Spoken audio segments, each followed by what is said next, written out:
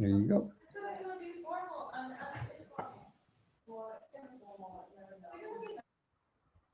Okay.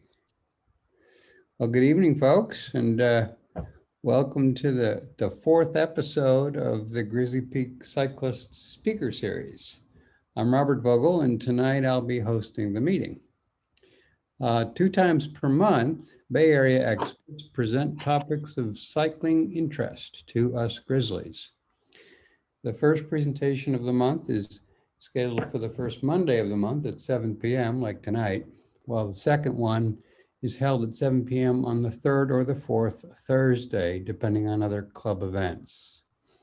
You can find the schedule for all of the events, plus details about each one on our ride calendar.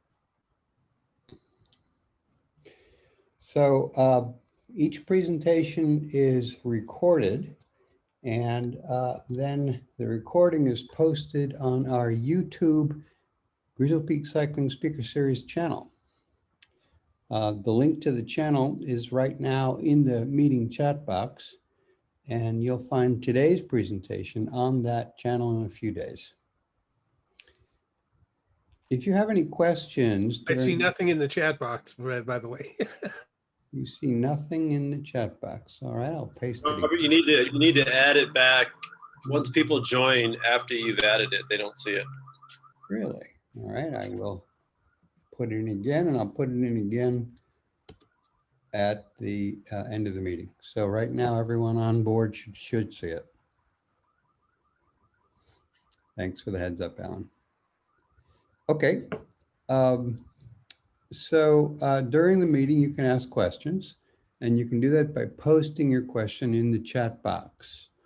I'll present the questions to our speaker during the Q&A, which will be for 15 minutes at the end of our meeting.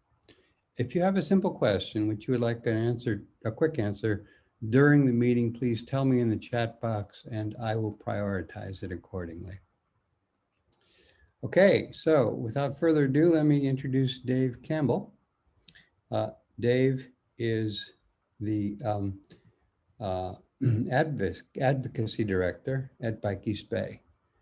With COVID-19 affecting all aspects of our lives, including transportation planning and widespread movement to address systematic racism in America, much has changed with advocacy work around active transportation.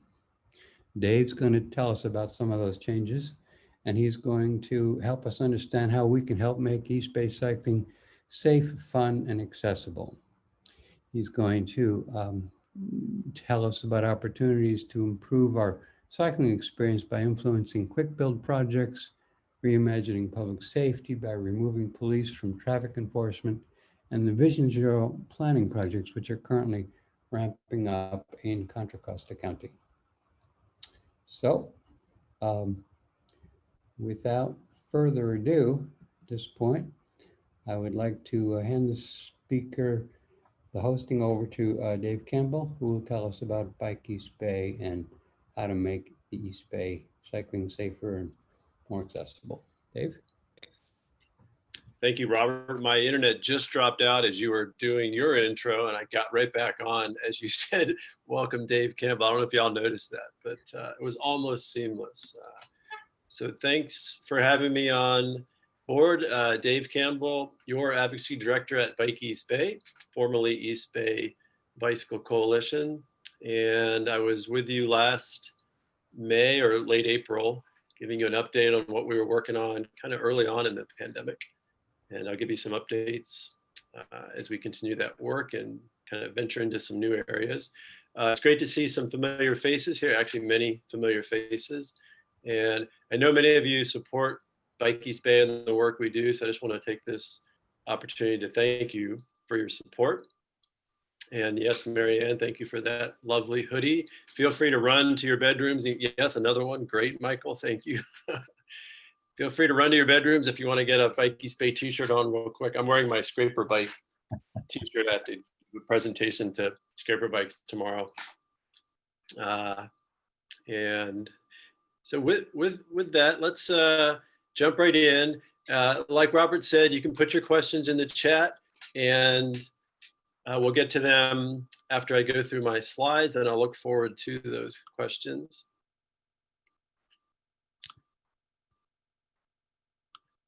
And here we go. Does everybody see the screen? Thumbs up? Okay, great. So yeah, tonight we're gonna talk about several topics. One, I wanted to give you an update on the bridges. When I was here last in May, I gave you an update on the bridges. We do a lot of work on maintaining good bike access on the bridges. And actually, I'm gonna make one change here while I do this. So this is out in Richmond. And as you know, the bike path on the Richmond-San Rafael Bridge, what you may not remember is it just celebrated its 1-year anniversary of being open. And Richmond and West Contra Costa County, they're planning to celebrate the 1-year anniversary in January, once we hopefully get through this current period of time in the pandemic. So look for more information on that soon. The other update for the Richmond-San Rafael Bridge is, you see this photo on the right. This was a quick build bikeway that got put down. This is Tewksbury as you get out towards the bridge in Point Richmond. The city of Richmond recently won another grant to do similar quick build bikeway improvements, where you see the blue lines here to the left from the ferry terminal, the Richmond Ferry Terminal, down Harbor Way, across Hoffman, down Cutting Boulevard, and in some spots through Point Richmond to meet up with the other quick build bikeway improvements that get you from the Richmond Greenway and the Iron Triangle Santa Fe neighborhoods. And so we expect those quick build improvements to be on the ground maybe in 6 months. Not as quick as we'd like, but look for those. And the idea with these quick build improvements is to make them family friendly. So parents with kids feel comfortable riding through the neighborhoods and getting out to the bridge or to the Bay Trail. So a quick update on the bridge. The other bridge update I want to give you is the Bay Bridge. And if you've ridden out on the east span of the Bay Bridge and you get out to where the touchdown vista point is, you'll notice during the week now it's closed. You can go out to the end, but you can't go any further. The bathrooms are open, but you can't ride on to Yerba Buena Island. And the reason for that is it's just a weekday closure if you haven't been out there. It is open on the weekends. But the reason for the closures during the week is a bunch of construction activity taking place, which you're seeing the design of here in the kind of the dark gray asphalt color here. And there's a lot of construction activity going on out there, and it's forcing the closure of this bike ped path, which you see it now loops down below the path from the bridge, goes under the freeway over to McCalla Road. That path is open weekends and holidays, but closed during the week. And I've been out there 2 times now, October and just last week, to meet with the construction crews to better understand why are they closing this path weekdays? Why can't they keep it open in some capacity, particularly for the people who bike across the bridge and take the bus into San Francisco? Or there's still a fair number of people who live on Treasure Island and use the path to get into Oakland to get to work. And there's just so much construction activity that we haven't found a way to keep the path open. And this closure will continue probably for another 4 to 6 months. And then the path will close for 3 months every day, including weekends, while they rebuild this path to its permanent construction. And then after that, the path to McCalla Road stays open all the time. And we're hoping that's going to finish up by May, hopefully by Bike to Work Day in May, Bike Month, so that this path is open all throughout the summer. There's a lot going on out there, and there's a lot I can talk about, but I just wanted to let you know that we're working to keep this path open so you can bike over McCalla Road, which is super steep, I know, to get you over to Treasure Island. And from there, you can take the bus, the muni bus, into San Francisco, or just ride around on the island if you like. And here's another slide that kind of shows you more of what the bikeways are going to look like long term. We're going to have this bikeway around McCullough Road. It would be a nice wide bikeway. And then eventually they'll build the bike path to the east on Hillcrest over to the west span, which we continue to work on. That was a quick Bay Bridge update. In Oakland and Alameda, we're working on this bridge here to get it built across the Oakland estuary. So you can ride from Alameda to the right, or from the right, across the bridge and into downtown Oakland. This rendering is shown with the bridge touching down right on Washington Street, if you know where that is downtown. It's 1 block from Broadway, but its exact location is still to be determined. But we're getting the Alameda CTC to commit to funding the project study and engineering report on this bridge to get its design advanced. So we're excited about that, and Bike Walk Alameda is doing a lot of the legwork for us, particularly on the island side of this project. Another regional project we're working on is down in Union City, and this connects to the Dumbarton Bridge. So we're actually now in Union City near the Union City BART station, which you can see shown there. And Caltrans was, and the City of Union City now intends to build this new roadway. They're calling it the Quarry Lakes Parkway. And you see it in the various color schemes there, phase 1, 2, 3, 4, 5, that extends from Mission Boulevard over to Paseo Padre. And then you would go up Paseo Padre to Dakota Road, and then Dakota Road takes you out to the Dumbarton Bridge. You can ride along the Dakota Road to get out onto the Dumbarton Bridge, get over to Silicon Valley, Palo Alto. And you're seeing a rendering here that is what Union City plans to make the bikeway look like for this new roadway. And it looks really nice. It'll have a path, and a path for bicycling and walking, and then there'll also be on-street bike lanes as well. And this is a project that we've been heavily involved in for the last 2 years. One, because it's super expensive, and we're trying to make sure Union City doesn't spend all of its bike ped money on this one project and these bike facilities in this one project, but also to try to improve transit connections across the Dumbarton Bridge, connecting to this Union City BART station, and also connecting to the Capitol Corridor, which may move over into Fremont, away from the BART station here with a new train track. Or it's not a new track, it's an old track, but it's a new alignment for the Capitol Corridor. That's still getting worked out. But we're trying to improve the transit connections here. And then the piece that's missing that really upset us, and we pushed back on the Alameda CTC a lot, was to get them to fund better transit improvements between Union City and the Tri-Valley. And that's something that hasn't quite happened yet. So we're continuing to work on this regional project to better connect Union City BART out to the Dumbarton Bridge with great bikeways all the way to the bridge. And then another regional project is Valley Link, and this is it's a rail extension from the Dublin BART station all the way into towards Stockton. Lathrop is the final destination where the ACE train comes in out there, and you can take the ACE train up to Stockton if you want. And so this is a very long-term project. It's probably a 10-year project. And we're also working on the bikeway connections to these planned stations along the way. And in addition to ensuring that the project includes good bike access on the trains.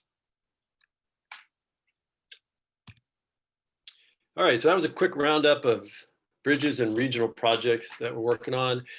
A big thing we've been doing during the pandemic is working on quick build projects all around the East Bay, or pushing cities to continue to make bike and ped improvements as part of their repaving projects. So what you're seeing here is Telegraph Ave over to the left, where you see the construction workers laying down green paint. This is up in the Temescal district. That went in a couple months ago, and it was a repaving project, and they put in the bikeway. This is a protected bike lane. It's through a busy part of Telegraph Ave in the Temescal, and it just went in. And so we're collecting feedback and want to know what you think. And I can also let you know that the project to connect these bike lanes to the bike lanes in the Kono district just went out to bid. The city of Oakland put it out to bid. So we should have a continuous bike lane on Telegraph from downtown Oakland up to 52nd Street soon. And we'll get to work on the remaining gaps in the bikeway to get you up to UC Berkeley in the coming years. In the photo in the middle down below, this is Adeline Street in South Berkeley. The city of Berkeley repaved Adeline this summer and put in protected bike lanes. There were buffered bike lanes before, so they just switched the location of the two bike lanes and cleaned up the bike lanes at the north end where Adeline meets Shattuck.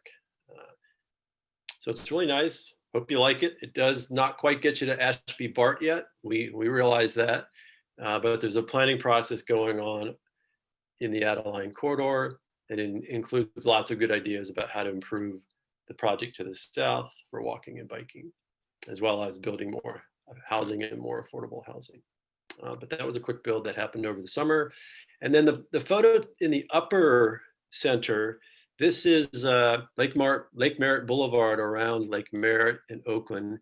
And as you may know, there's a two-way cycle track around Lake Merritt over on the west side towards downtown, and it doesn't go very far. And this project here, this proposed project would extend that cycle track to the south around Lakeside and then around Lake Merritt Boulevard over to East 12th Street. And it's also part of a repaving project. And this is a rendering showing you what the city of Oakland is proposing to do. The project's out for public input right now. It's kind of a virtual public input process, but they're putting down stickers all around here. So if you're walking or bicycling and you see the sticker, there's a website with a link to a survey that you can take.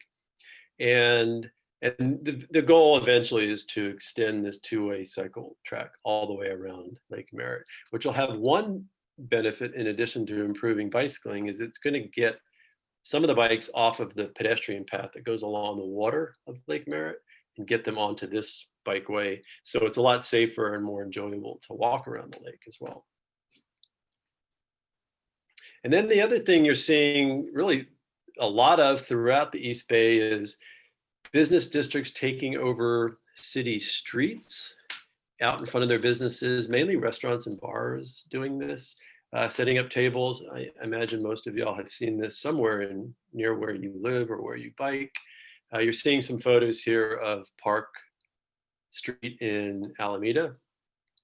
And this was a street with 2 lanes in each direction, didn't have bike lanes before, and still is not planned for bike lanes, but they brought the street down to 1 lane in each direction, kept the parking, and then allowed the tables to go out onto the street, at least 1 lane, and in some locations, 2 lanes to extend into where the parking is, if that's what the businesses want to do. And I personally have not ridden this street yet, but I'm curious if anyone has. What do you think of the difference bicycling on the street before and after, where before it was a 2 lane in each direction street, and now it's 1 lane in each direction with more tables and seating and more people out on the street. It's not a long-term solution for putting a bikeway on the street, but it's an interesting traffic calming project. And of course, it's being done to support the economic success of the businesses on Park Street. Temescal has a lot of these on Telegraph as well. And we're getting feedback on that too. I know you're now bicycling between this floating parklet where you can sit and dine, have a drink or eat, and then the sidewalk where oftentimes there's also people sitting and dining and having something to drink, and you're bicycling right between them. It's kind of a new experience, and we're seeing how it works, and we're listening to people to get feedback on that. This is to give you an idea of what a quick build is. I'm showing you a photo of what is not a quick build. This is Walnut Avenue in Fremont. And I'm showing you that just to give you a sense of if you were to build really great bike lanes and you had a lot of money, a lot of time, a lot of staff resources to do it, you'd build something like Walnut Ave in Fremont. The bike lanes are raised, they're painted green. The intersections are as you see them here. There's like 5 of these intersections on Walnut Ave.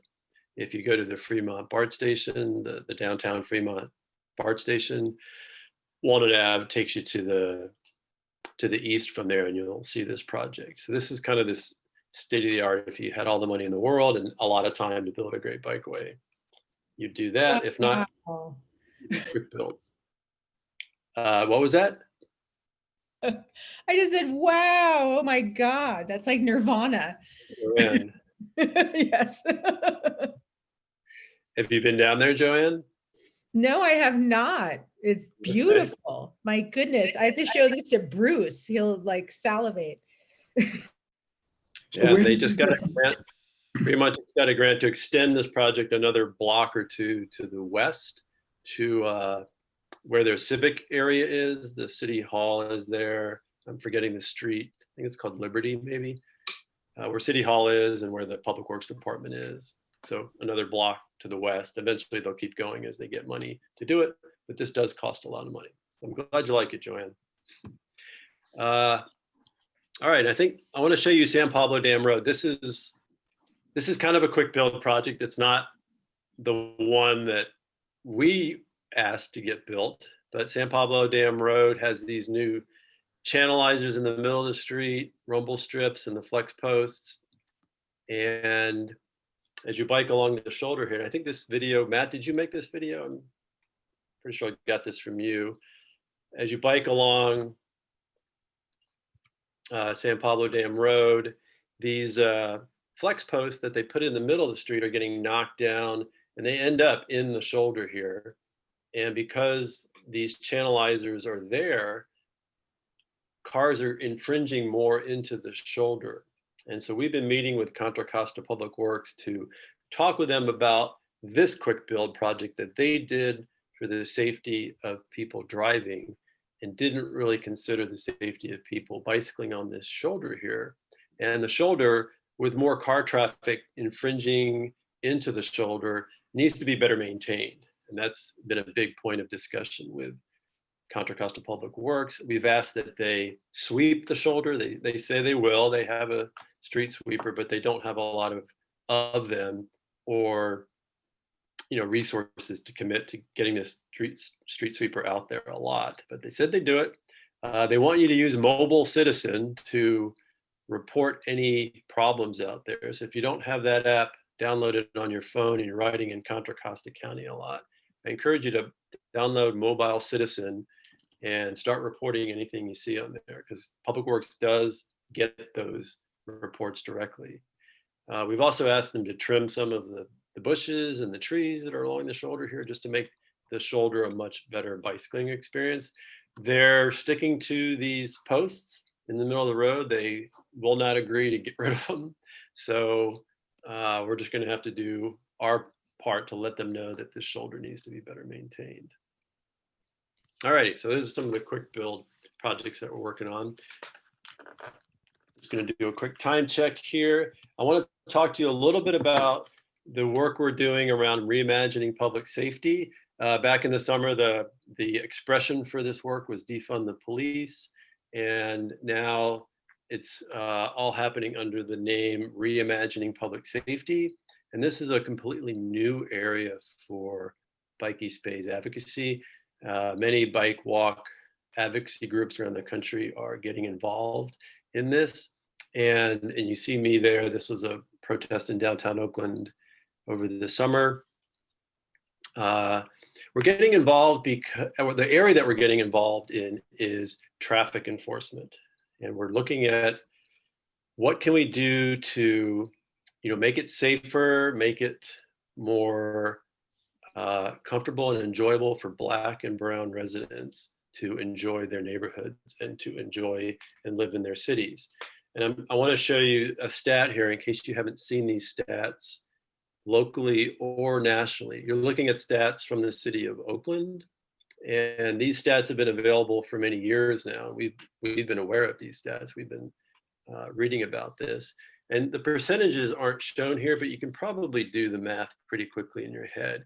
You're seeing, based on the colors here, African Americans, the line is blue, the top line there. And you can see that if you're Black in Oakland, you are subject to a traffic stop anywhere from 50, 55, up to 65% of the time, even though African Americans make up about 20 to 25% of the population in Oakland.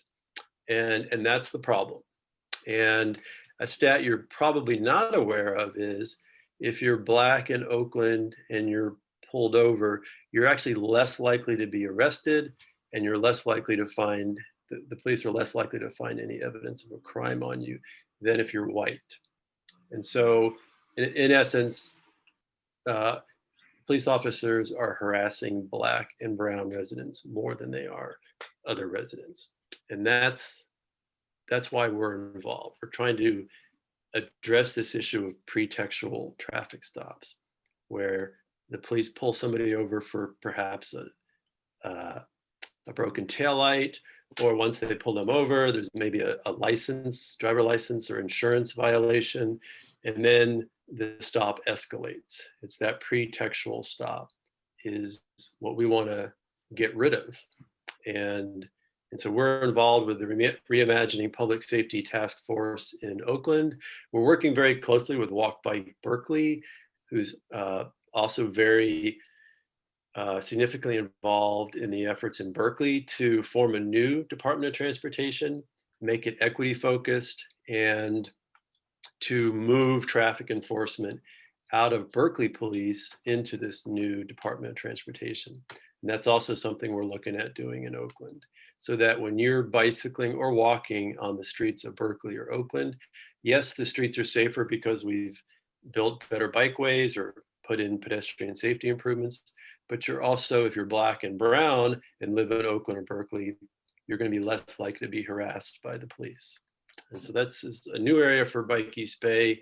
It's a high priority of ours, and we will be spending a lot of time on this over the next year and probably several years. And we're looking for feedback. We're looking for, what do our members think? What do our supporters think? How important is this to you? And in what ways do you think, we can be most effective here?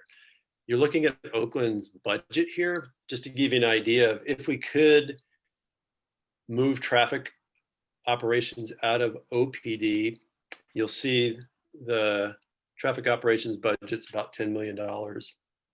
That's a small number, but if you look at the field operations in the lower left, that's 140 million out of 316 million. That's a big piece of the budget.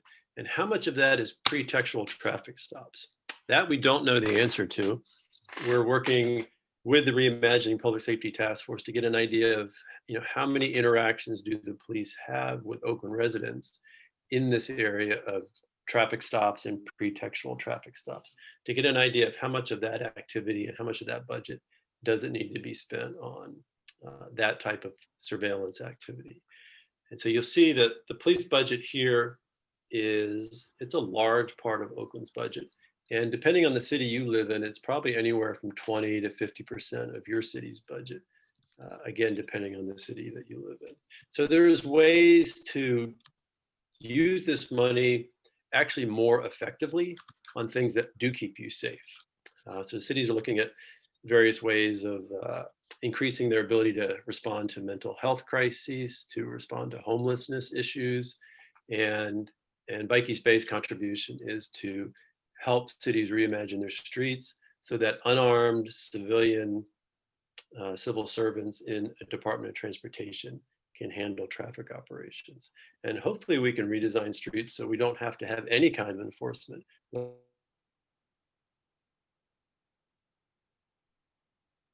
That's our Reimagining Public Safety work. And then finally, I want to talk about Vision Zero. This is going on in Contra Costa County right now. Both the county and the Contra Costa Transportation Agency in the entire county are both doing Vision Zero work. And so they're kind of doing them in parallel, and eventually they will merge into one effort.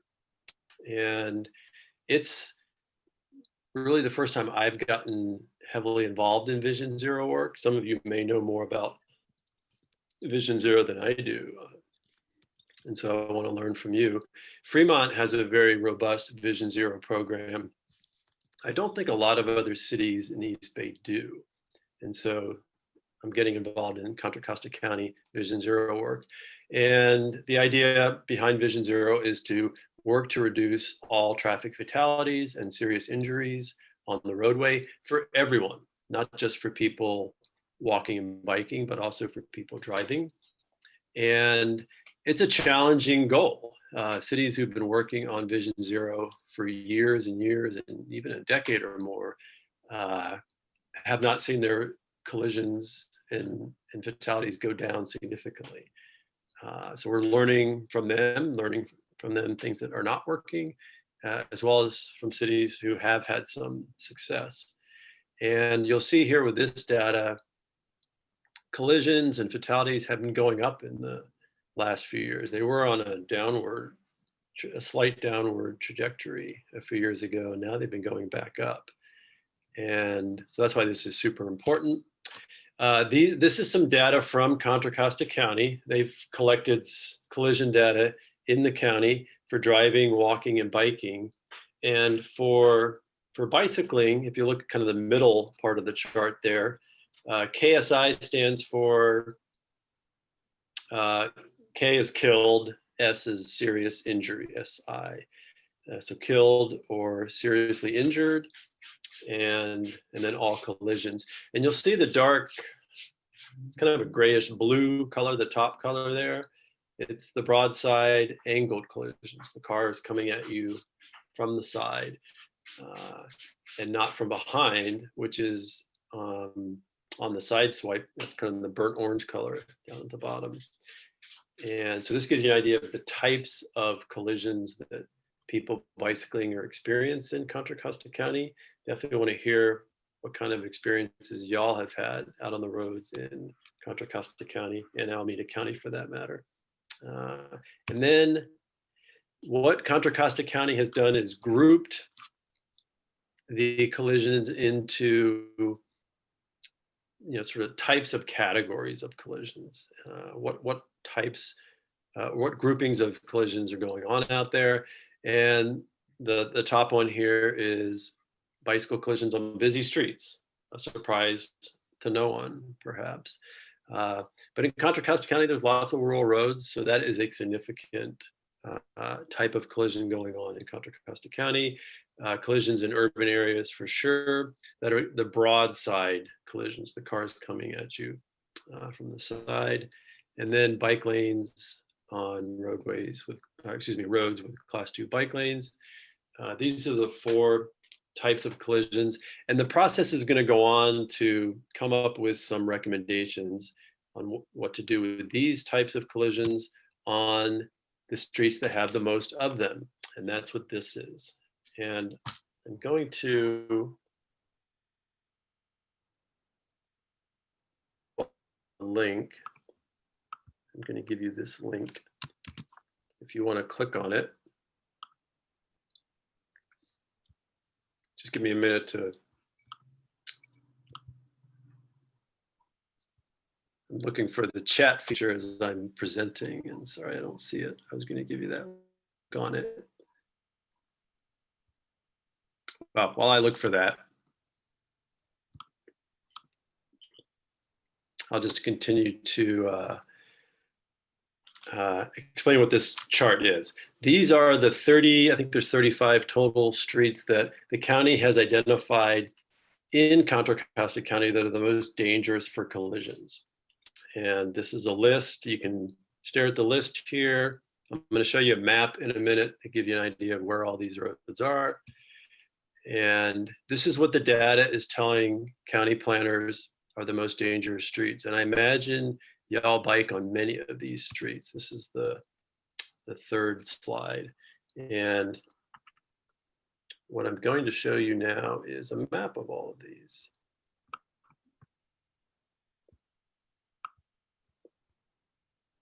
And so we're now looking at the map. You can see the different colored streets. This is We can't see the map. you can't see the map. Thank you for letting me know. I know how to fix that.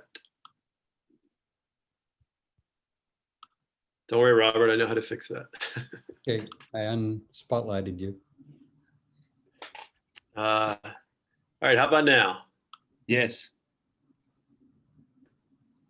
So this is a map of that chart of 35 streets you were just looking at that have the highest collision rates on them. So these are the streets the county and the CCTA in Contra Costa County want to put resources towards making them safer. And so I want to hear from y'all, and I don't need to hear from everyone tonight. You can always email me, dave@bikeeastbay.org, with your ideas on how to make these streets safer. But let's just go around and we'll click on some of these here. We looked at San Pablo Dam Road earlier. It's pretty much the whole thing between Orinda, just outside of Orinda, into El Sobrante. Marsh Creek Road. While I'm bringing up Marsh Creek Road, one of the mitigation ideas the county had for Marsh Creek Road was to create a pullout or create more pullouts for cars to pull into. And I'm curious what y'all think of that idea. Is that helpful at all if you're biking out on that road to have a pullout where that cars would be using or not? Olympic Boulevard and Walnut Creek. There's Franklin Canyon Road, just outside of Martinez. There's San Pablo Avenue up between Rodeo and Crockett. Bailey Road, just south of the Pittsburgh Bay Point BART station. And then some of these are like spot projects. I wanted to just show you one of those. Bear Creek is here. And right here, if you ride Appian Way, you go through some nasty intersections up on Appian Way. So they've identified, particularly this one that has a name, a particular name I'm not recalling, but it's Appian Way, Sobrante Avenue. So they're looking at that one to fix, as well as many others. So can y'all see this map fairly well? Yeah. So Robert, at this point, I'm happy to start taking questions or feedback on this map. If people have a road they see here that they bike a lot and they want it fixed, please let me know. I can start hearing your feedback tonight, and you can always send an email to dave@bikeeastbay.org with your ideas of which of these streets are important to you and particularly what you'd like to see fixed on them. Okay, so we have a number of questions about several of the topics that you touched on tonight. If you're finished with your presentation, we could go back. I think it might be best to go back to the beginning and make sure we get them all covered. Is that okay with you, Dave? Sure. Okay, cool. All right, Do you want so me to stop sharing, Robert? say again? Do you want me to stop sharing? Well, for now, because we'll be talking about other things. Okay. Okay, cool. All right. So going back to the beginning when you were talking about the construction on Yerba Buena, it sounds like, so Alan Forkish says that there sounds like there should be an on-demand shuttle during the construction periods on Treasure Island. Has there been any discussion around that with Yes. tell us? There was a shuttle out there too. That's probably what Al is thinking of. They had a shuttle out there and they stopped it due to funding shortfalls. It would take you from Vista Point up and around Hillcrest over to Treasure Island, and they stopped that shuttle. And now, So there's no, we couldn't just start that shuttle up or keep it going or extending its hours. We'd have to reestablish the shuttle. But the other problem is there's no good place for a shuttle to pull up to Vista Point if you did ride the east span to Vista Point, where it's now closed during the week. Their construction activity is so expansive there, and it goes well beyond Vista Point, and you would have to get through the construction site to get to that shuttle. And that's a similar issue to trying to get you through the bike path that they built over to McCalla. And so that's where I was focusing on, trying to get you through that bike path to McCalla. One thing, Al, I asked for is could you be escorted down that path over to McCalla, or from McCalla over to the bridge by a construction worker while all this was happening? And they looked at it. I'll give them credit. They looked at that, but they said there's just too much construction activity. There's equipment, there's these cranes flying all over the place and arms. It's pretty intense. And I was convinced, well, I shouldn't say I was convinced. Maybe I'm satisfied that they made the effort, and now we're trying to get them to just speed up the work as fast as they can to get this reopened. Can I just ask quickly? So auto traffic cannot use that exit at all? They just have to work the other side of the island? There's only one vehicle movement there right now, and that is if you want to get on eastbound 80 from the island, you can do that, but you can't exit. You can't exit. Okay. So that's what they're building, as well as some other connectors. Yeah. Okay. So it's a total mess for construction. Okay. Got it. Okay, thank you. There's been some questions about the west span of the Bay Bridge. Do you have anything to tell us about the status of that huge project? No update since we last talked, but if you don't recall my last update, the west span does have more support than we predicted from Therese McMillan. She's the executive director of the MTC, and she has indicated she wants to figure out how to make it happen.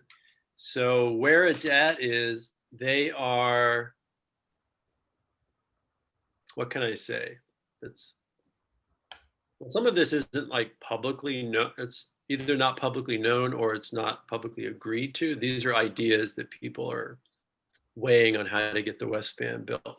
One is we have to do the final design for the west span path. We've done rough engineering designs, and the money to do that design is probably going to come from Regional Measure 3, which was the last toll increase that the voters approved, but that's still held up in court. There was a couple lawsuits. It's gone up on appeal, and now it's gone to I think the California Supreme Court to weigh in on some legal issues there. So the money's not available to spend right now on the design of the west span, but there is money in Regional Measure 3 to do that design. So that's the next step for the west span. There is ATP applications, Active Transportation Program, statewide applications to build a bikeway on Hillcrest Road on Yerba Buena Island that gets you from the touchdown over to the west span. And we will be getting an announcement about those ATP grant applications probably in March. So fingers crossed. Thank you. So Philip asked if you're biking north on Telegraph, how do you get on to Shattuck?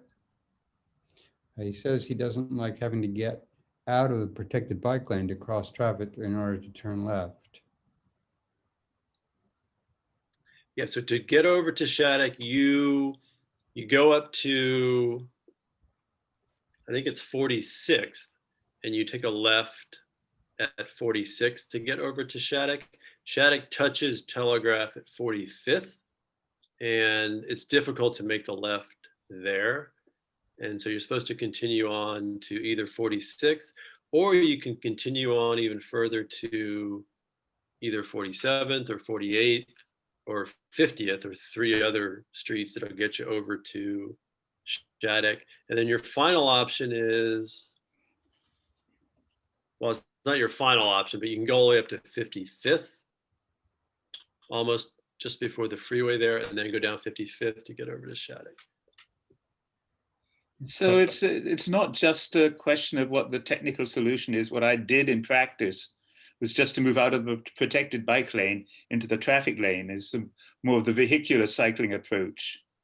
And it's just one of those issues with protected bike lanes that it seems to me it's a useful thing to do for people who just don't want to be in amongst traffic. But I see that as sort of a stepping stone towards actually being able to go to ride vehicularly. Yeah, you can absolutely get out of the protected bike lane and take a left at Shattuck and 45th. And Phil, I can also let you know there's another capital project coming in to rebuild Casper's Corner there, where the triangle meets and the old hot dog stand was. And they're kind of build this plaza outdoor space. And I believe that project has also just gone out to bid. And so once all that's done, 46, I think, becomes the design way to make that left. But until then, and even after then, you can always get out of the protected bike lane and as a vehicle, make a left. Yeah, it's just that the current solution isn't particularly bike friendly. I mean, it's one of those arguments about protected bike lanes versus the John Forrester way of doing it. Right. It's a trade-off. Absolutely. It's a trade-off.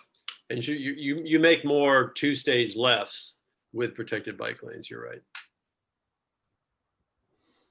Thank you. So Michael asks about quick build projects. How are they prioritized by Bike East Bay, and how are they prioritized by the respective municipal government transportation departments? One is cities start with which streets are we repaving already. They have their repaving schedules that they decided typically a year or sometimes 2 years ago, what streets will get repaved next year. So you start there, and that's how they start. And they look at, and the two main things they look at is, one, is it a high injury corridor street? Every city knows which streets are their high injury corridors. And two, what does the bicycle plan and the pedestrian plan say about improvements on those streets? And they start looking at those two things. They're also going to look at geographic equity to try to do some quick build projects in every neighborhood, not just do them all in downtown Oakland or in downtown Berkeley, for example. And then they also look at, how controversial will it be to make substantial changes to the street? With repaving, the street is scheduled to get repaved, and if the city feels like they need a year or more to do public outreach to talk about the changes, then they may hold off and not do the quick builds as part of the repaving project. Whereas, for example, doing the two-way bikeway around Lake Merritt, that's believed to be less controversial. Yeah, it'll remove some parking. It'll make some changes that'll make some people less than happy. But the idea is that Oakland believes it's politically doable. They can manage that public engagement and make it happen. And how about Bike East Bay's process for prioritizing the quick build projects? Yeah, how do we do it? We're just kind of, we're kind of getting into this right now. What I do is I'll look at a city's repaving plan, and I'll look at their bike plan. And I look at, okay, what are the overlapping streets? And, it's not as many as you think. They repave way more streets than are in the bike plan. And so let's take Berkeley, for example. I looked at their repaving plan, it's like 2 or 3 years ago, the one that had Adeline on it that you see now with new bike lanes. And I looked at that plan, and there was about 10 streets on that plan that were bikeways. And so, I sat down with our members in Berkeley, and we wrote a letter to the city saying, here are the 10 streets you're repaving. Here's what the bike plan says about those 10 streets. Let's get to work. And the city wasn't able to do all the improvements that the bike plan called for on all those streets. So, a street like Adeline, which was one of the first ones up, there was already a planning process going on in the area. So we took advantage of that planning process. And so that's one way we prioritize is, has there been a planning effort already in the area that we can build upon rather than have to create from scratch? Thank you. So can I ask a question, a follow-up question on that? Yeah. So you only do a quick build if there's a repaving, not if there's a project that's been approved that would be pretty simple, unless the streets. I'm thinking of Kane's Adam. It's taking like forever to get done. And I'm looking at the quick build stuff. Either I've looked at it by riding on them or looking at it, it's like, God, the Kane's Adam will be so simple. Mhm. So, but Albany's never going to ask for anything because they don't care. So, Amy, the Alameda CTC has given each city money to do quick build projects, not a lot of money. And I believe they gave Albany money to do Canes, if I'm not mistaken. Let me check and I'll follow up with you. yeah. They're gonna be announcing those awards here pretty soon. Now, if I'm not mistaken, I think I saw Canes on there. You know who would know for sure is Nick, since he serves on the Alameda CTC. Okay. Yeah. I mean, we tried to get Albany to ask for, there was an ACTC grant process, and we said, well, put Canes on that, and they wouldn't do it because, Mhm. so they're really hard to deal with. It's, I know. yeah, Don't quote me on this. I'll check to see if Canes is on the list. yeah. I mean, they're pretty awful now. Thank Yeah. you. But to answer your question, Amy, no, you don't have to wait for repaving. Okay. It just makes it easier because the city already has money for the Mhm. project, and some things aren't that much more expensive. And if Mhm. you can keep it within 15% of their budget, you Mm-hmm. know, 115%, they're much more agreeable to doing that because they've already committed to complete streets. Okay.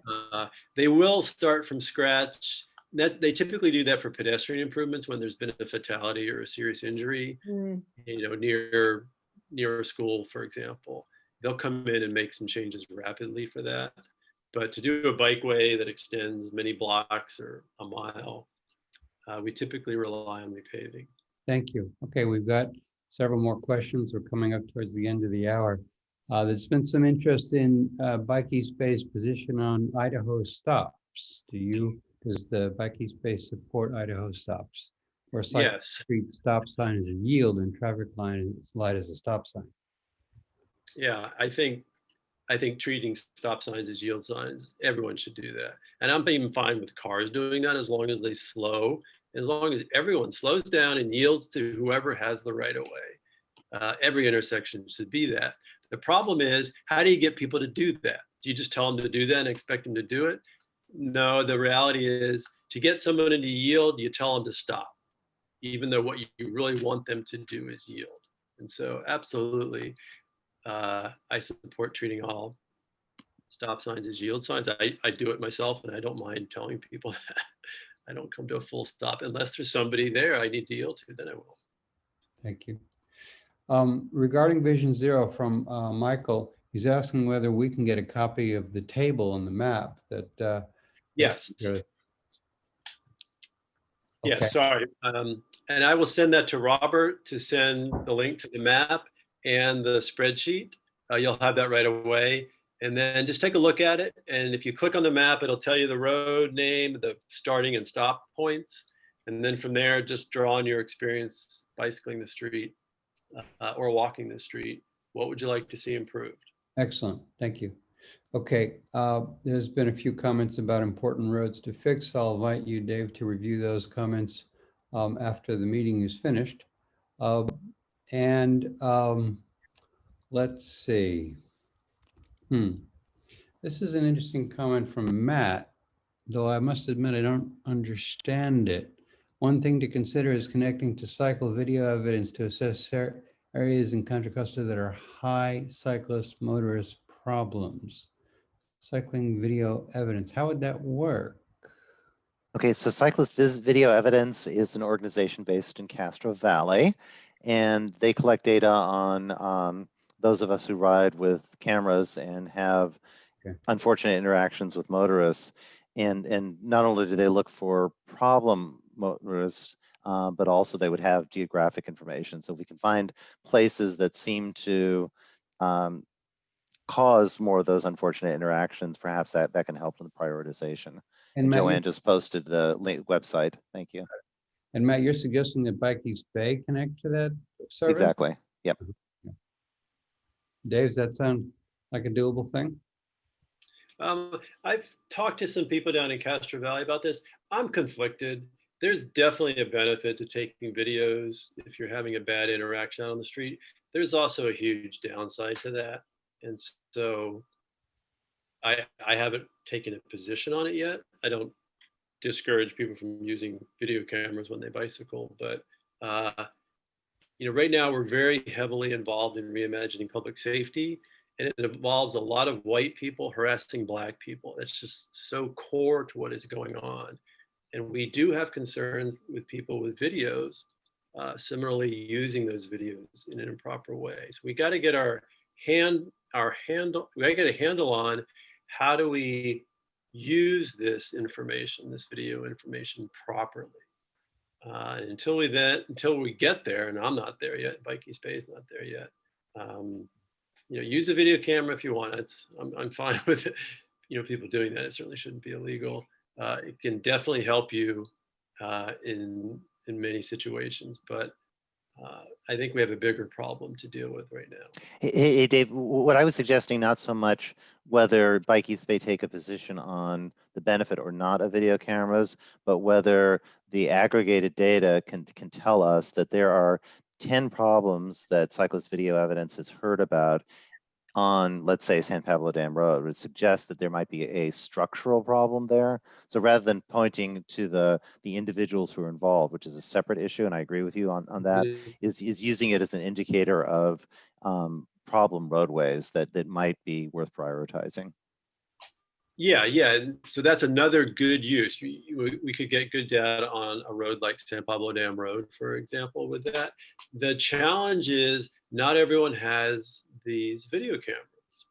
And so if we're getting video cameras from the few people who do have them about this road, we're getting input from a very limited number of people using all of the roads. And we have to keep that in mind. That doesn't mean San Pablo Dam Road is the most dangerous road.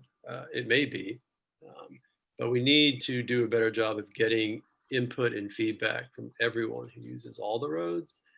And we still have to do better. We being the advocacy group, we being the cities that we work with, they have to do a better job of taking in information from all of their neighborhoods and not just focusing on this particular type of data that they're getting. Thank you, Dave. This has been very informative. We're coming up at the top of the hour, so we're going to have to wrap up the meeting now.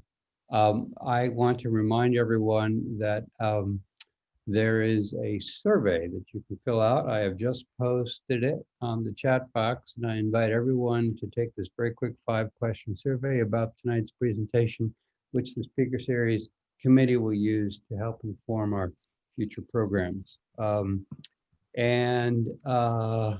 also want to invite you to come to our next presentation, which is titled Bike Fit and Biometrics. If you want to find your best position on the bike and achieve bike body harmony, you'll be very interested in this program.